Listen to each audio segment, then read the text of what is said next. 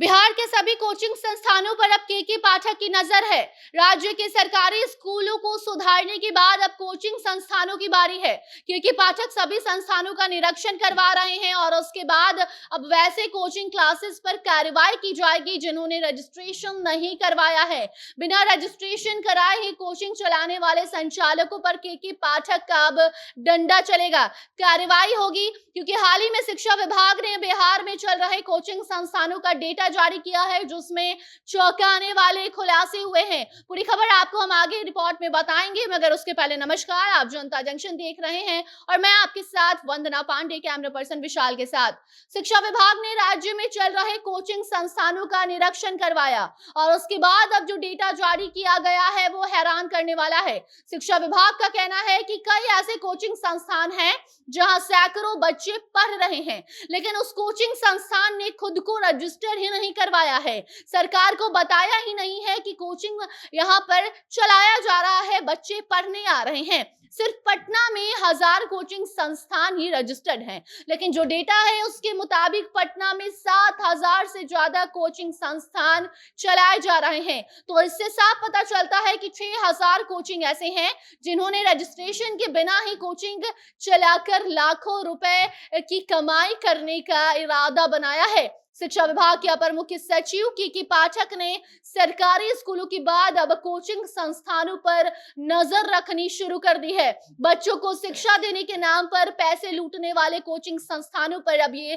कार्रवाई की जा रही है। इसके साथ ही वैसे इंस्टीट्यूट जिसका कोई ब्यौरा राज्य सरकार के पास नहीं है, तो अब वैसे शैक्षणिक संस्थानों पर भी विभाग कार्रवाई करेगा। हाल ही में के पाठक के आदेश पर बिहार के कोचिंग संस्थानों का निरीक्षण करवाया गया, जिसके बाद अब डेटा सामने आया है। बिहार भर में 12,761 ऐसे कोचिंग संस्थान हैं जो कि रजिस्टर्ड हैं। इनमें 9,94,645 बच्चे पढ़ते हैं।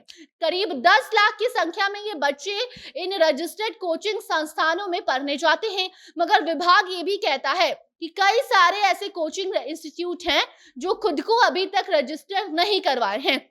राज्य सरकार की अनुमति के बिना कई कोचिंग को चलाया जा रहा है बिहार में, जिस पर अब कार्रवाई की जाएगी। बिहार का कोटा कहे जाने वाले राजधानी पटना की अगर हम बात करें तो यहाँ 1017 कोचिंग संस्थानों को रजिस्टर्ड बताया गया है, जिसमें छात्रों की संख्या 1,51,104 है।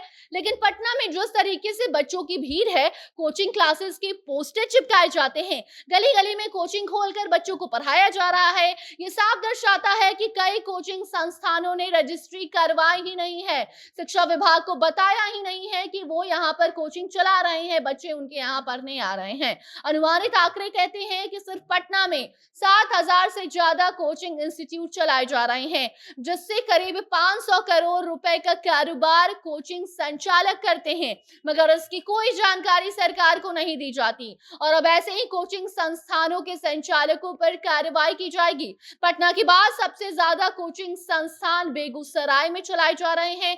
पूरे बिहार से सिर्फ 13,000 के करीब कोचिंग संस्थानों को रजिस्टर्ड कराया गया है। बाकी बचे कोचिंग संस्थानों को अब विभागीय कार्रवाई का सामना करना होगा। आपको बताते चले कि बिना अनुमति लिए जितने भी लोग कोचिंग चला रहे हैं उनके ऊपर गाज गिरने वाली है, क्योंकि अब सिर्फ स्कूलों के लिए ही नहीं बल्कि बाकी और भी शिक्षण संस्थानों के लिए गाइडलाइंस जारी कर दिए गए हैं। बिहार सरकार ने कोचिंग संस्थानों के लिए आदेश दिया है कि कोई भी क्लासरूम 300 वर्ग फुट से कम का नहीं होगा, बच्चों को कोई तकलीफ नहीं देनी है। कोचिंग संस्थानों को रजिस्ट्रेशन करना होगा, उसके बाद ही उन्हें संचालित करने दिया जाएगा। रजिस्ट्रेशन शुल्क की अगर बात करें तो 5000 है।